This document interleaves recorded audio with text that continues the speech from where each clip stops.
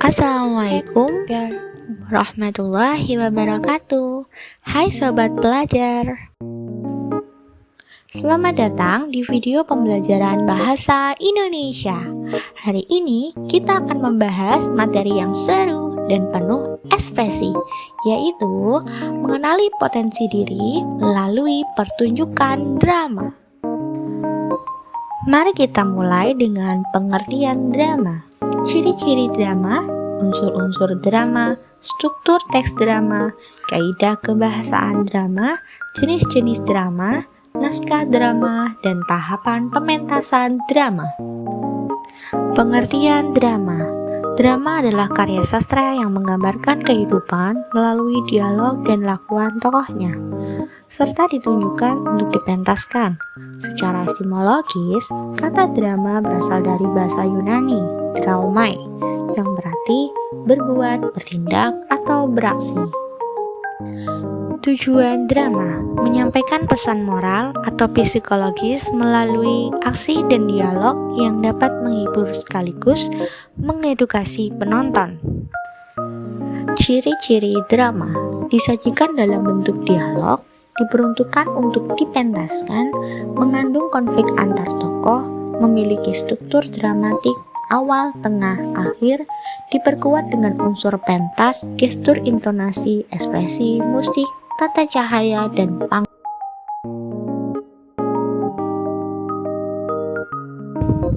Unsur-unsur drama terdiri dari dua, unsur intrinsik dan unsur ekstrinsik.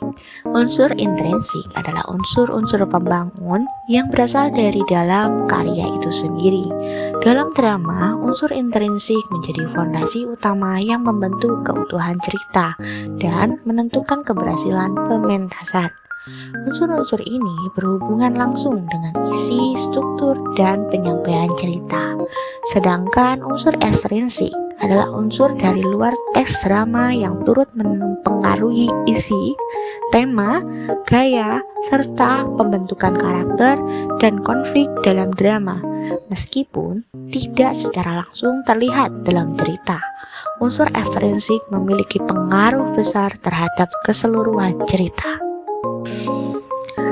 Unsur intrinsik. 1. Tema, gagasan pokok atau ide utama yang melandasi seluruh cerita dalam drama. 2. Alur atau plot, rangkaian peristiwa yang disusun secara kronologis dan kausal yang membentuk jalan cerita. Jenis-jenis alur. Alur maju atau progresif, cerita yang bergerak dari awal ke akhir secara kronologis.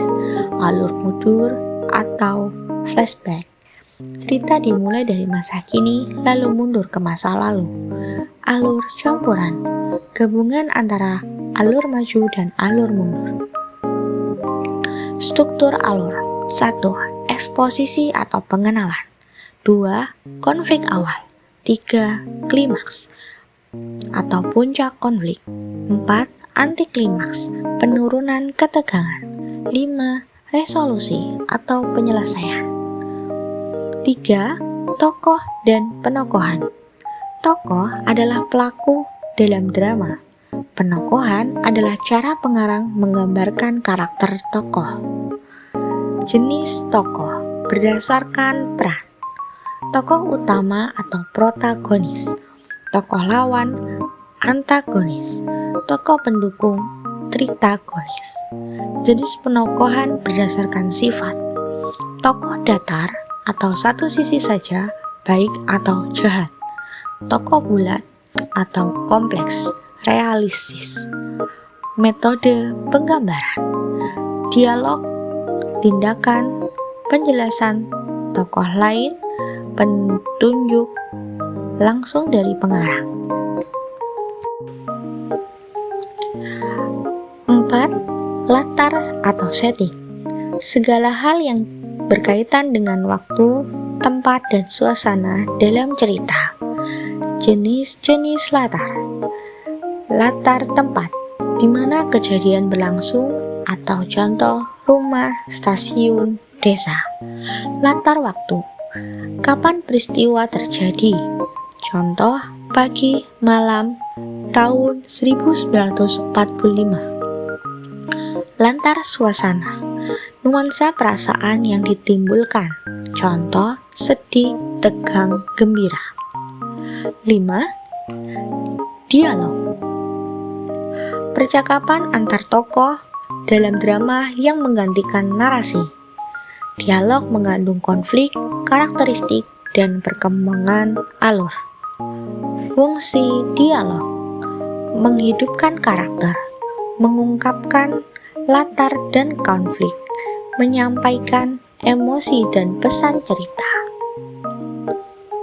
6. Konflik, pertentangan atau masalah yang dihadapi tokoh menjadi penggerak cerita. Konflik adalah unsur penting yang menciptakan dinamika dan ketegangan dalam drama. Jenis konflik: konflik internal terjadi dalam diri tokoh. Contoh, rasa bersalah, keraguan. Konflik eksternal terjadi di antara tokoh dengan orang lain atau lingkungan. 7. Amanat, pesan moral atau nilai kehidupan yang ingin disampaikan oleh penulis kepada penonton atau pembaca. Unsur ekstrinsik. 1. Latar belakang pengarang, segala hal yang berkaitan dengan kehidupan dan pengalaman pribadi penulis naskah drama, seperti riwayat hidup atau biografi, pendidikan dan wawasan, lingkungan sosial tempat tinggal, pengalaman emosional dan spiritual trauma sosial. 2. Latar belakang sosial, kondisi sosial masyarakat saat drama tulis atau dipentaskan, seperti struktur masyarakat atau kelas pekerja, status, norma dan nilai sosial, ketimpangan sosial dan konflik antar kelompok. 3. Latar belakang budaya, nilai-nilai adat, kepercayaan, tradisi, dan kebiasaan yang berkembang di suatu masyarakat. Pengaruh menentukan gaya bahasa, simbol, kostum, dan setting cerita. Muncul dalam bentuk kebiasaan tokoh, kepercayaan, atau sistem nilai. 4. Latar belakang agama dan filsafat, pandangan hidup yang dianut oleh pengarang atau yang ingin disampaikan melalui drama, bisa berupa nilai-nilai religius, Islam, Kristen, Hindu, dan seterusnya, pemikiran filsafat, eksistensialisme, humanisme, dan lain-lain. 5. Latar sejarah, peristiwa sejarah yang terjadi pada masa penulisan atau yang menjadi latar dalam cerita. Pengaruh menentukan setting waktu dan konflik utama, memberikan dimensi realistik atau dokumenter terhadap cerita. 6. Kondisi politik, situasi politik yang mempengaruhi tema atau pesan dalam drama, seperti penindasan penguasaan, kebebasan berekspresi, reformasi, dan kudeta. 7. Tujuan penulisan atau ideologi penulis, niat dan arah pemikiran penulis dalam menyampaikan pesan melalui karya drama. Bentuk tujuan atau ideologi, edukasi, memberikan pelajaran moral, propaganda, menyebarkan gagasan tertentu, hiburan, menghibur penonton tanpa beban pesan berat, kritik sosial, menyuarakan ketidakadilan atau kegelisahan. 8. Respon dan apresiasi masyarakat. Tanggapan masyarakat terhadap drama juga menjadi bagian dari unsur ekstrinsik karena menunjukkan hubungan antar karya dan konteks sosialnya. Struktur teks drama: prolog, pembukaan atau pengantar cerita, dialog, percakapan antar tokoh yang menggambarkan alur cerita, aksi atau lakuan, tindakan atau gerak para tokoh di atas panggung, epilog, penutup atau kesimpulan cerita opsional. Kaidah kebahasaan drama. Menggunakan kalimat langsung, dialog, menggunakan kata kerja aksi seperti berlari, menatap, menyentuh, menggunakan kata sapaan sesuai konteks sosial tokoh, mengandung ekspresi emosi, marah, sedih, bahagia. Menggunakan kalimat perintah, tanya, seru, tergantung situasi dialog. Jenis-jenis drama. Komedi bertujuan menghibur penuh kelucuan. Trakomedi gabungan tragedi dan komedi. Opera dialog diiringi musik dan nyanyian. Drama musikal cerita disampaikan melalui musik dan lagu. Drama realis mencerminkan kehidupan nyata. Monolog hanya terdiri dari satu tokoh berbicara. Tragedi menampilkan kisah sedih atau penderitaan. Naskah drama terdiri dari pengertian naskah, fungsi naskah drama, ciri-ciri naskah drama, struktur naskah drama, langkah-langkah menyusun naskah drama, kaidah kebahasaan dalam naskah drama. Yuk, mulai! Pengertian naskah drama. Naskah drama adalah bentuk karya tulis yang berisi rancangan cerita lengkap dalam bentuk dialog antar tokoh yang bertujuan untuk dipentaskan di atas panggung atau direkam dalam bentuk audio visual. Naskah ini mencakup unsur cerita, tokoh, latar, dan petunjuk teknis pementasan. Fungsi naskah drama sebagai pedoman pementasan bagi sutradara dan aktor, sebagai alat komunikasi antara penulis dengan penonton, sebagai bahan pembelajaran untuk mengembangkan kemampuan membaca, menulis, berbicara, dan menyimak, sebagai sumber nilai dan pesan moral. Ciri-ciri naskah drama: berisi dialog antar tokoh atau tidak berbentuk narasi panjang, menggunakan bahasa lisan yang komunikatif, terdapat petunjuk laku atau stage direction, fokus pada konflik dan penyelesaiannya, dibagi dalam bagian-bagian seperti adegan dan babak. Struktur naskah drama. Judul menentukan tema atau inti cerita. Daftar tokoh berisi nama-nama tokoh dan peranannya. Prolog, ucapan pengantar atau pembuka cerita bisa disampaikan narator. Dialog, percakapan antar tokoh yang membangun cerita. Petunjuk laku, keterangan teknis, ditulis dalam tanda kurung atau miring. Memberi arahan gerakan, mimik, nada suara, dan suasana. Epilog, penutup atau simpulan dari keseluruhan cerita. Langkah-langkah menyusun naskah drama. 1. Menentukan tema dan amanat. 2. Menentukan tokoh dan karakterisasi. 3. Menyusun alur cerita atau plot. 4. Menentukan latar. 5. Menulis dialog sesuai karakter dan konflik. 6. Memberikan petunjuk laku dan suasana. 7. Menyunting dan revisi. Kaidah kebahasaan dalam naskah drama. Pertama, kalimat langsung. Kedua, kata kerja aktif dan aksi, seperti menangis, tertawa, berjalan, dan sebagainya.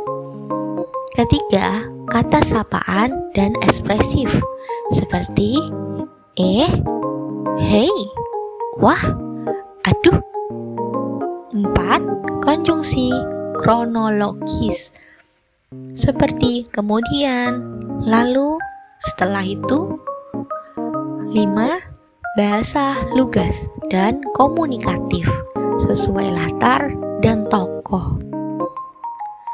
Episode terakhir Tahapan pementasan drama menjelaskan pengertian pementasan drama, tujuan pementasan drama, tahapan pementasan drama, unsur-unsur pementasan drama, teknik dasar pementasan bagi pemain, dan prinsip profesional dalam pementasan.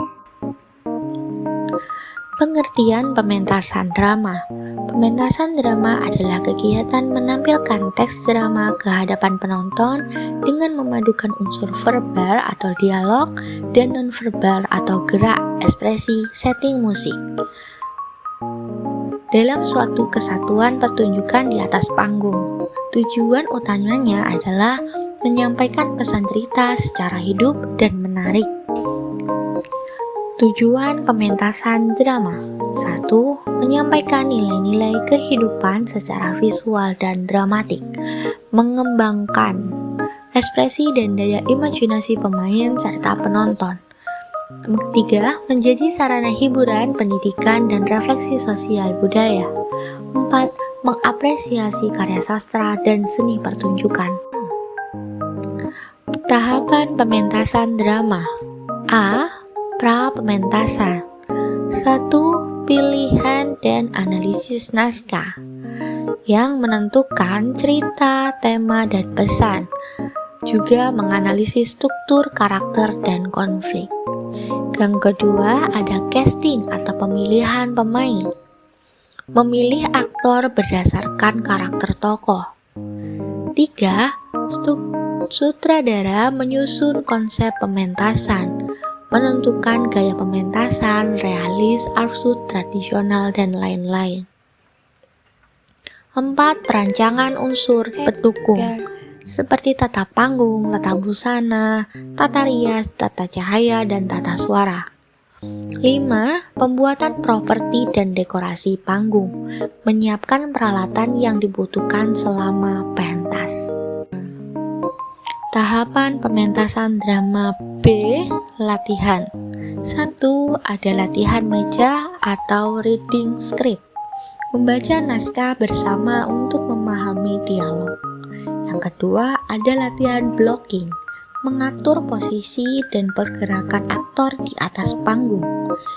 3. Latihan teknis, melibatkan tata cahaya, musik, dan suara. 4. Ada gladi kotor dan gladi bersih. Gladi kotor adalah latihan penuh tanpa kostum, sedangkan gladi bersih adalah latihan penuh dengan kostum dan perlengkapan properti lengkap. C. Pementasan. 1. Pelaksanaan pertunjukan di hadapan penonton. 2. Dilaksanakan sesuai alur dan desain produksi. 3. Dibutuhkan koordinasi dan profesionalisme seluruh tim. D. Evaluasi pasca pementasan, yang terdiri dari 3. Ada refleksi, kebersamaan kru dan pemain. 2. Penilaian terhadap kekuatan dan kelemahan pertunjukan. 3. Ada dokumentasi dan publikasi kegiatan. Unsur-unsur pementasan drama. Pemain, aktor, artis membawakan tokoh sesuai naskah. Ada sutradara yang mengarahkan seluruh proses produksi. Tim penata panggung, stage manager, menyiapkan dan mengatur ruang pentas. Tim penata cahaya atau lighting mengatur intensitas dan arah pencahayaan. Tim penata suara atau sound mengatur efek suara dan musik pengiring. Tim penata busana dan rias menyelaraskan tampilan tokoh dengan karakter. Terakhir, tim naskah sebagai pedoman cerita dan dialog. Teknik dasar pementasan bagi pemain. Pertama, vokal, artikulasinya jelas, volume sesuai, intonasi ekspresif. 2. Ada gestur, yang berkaitan dengan gerak tubuh yang alami dan komunikatif. 3. Ada mimik, di mana ekspresi wajah sesuai dengan emosi tokoh. 4. Blocking, di sini penempatan dan pemindahan di atas panggung. 5. Timing, Bagaimana penguasaan waktu dalam berbicara dan bertindak. Prinsip profesional dalam pementasan. Disiplin waktu. Hadir tepat waktu dalam setiap latihan dan pertunjukan. 2. Komitmen. Menjalankan peran dan tanggung jawab dengan sepenuh hati. 3. Kerja sama tim. Saling mendukung antar anggota produksi. 4. Kreativitas. Mampu berimprovisasi dan memberi nyawa pada pertunjukan. 5. Etika panggung. Menjaga sikap di belakang dan di atas panggung. Sekian dulu pembelajaran hari ini ya. Sampai jumpa di pembelajaran dan materi selanjutnya. Assalamualaikum.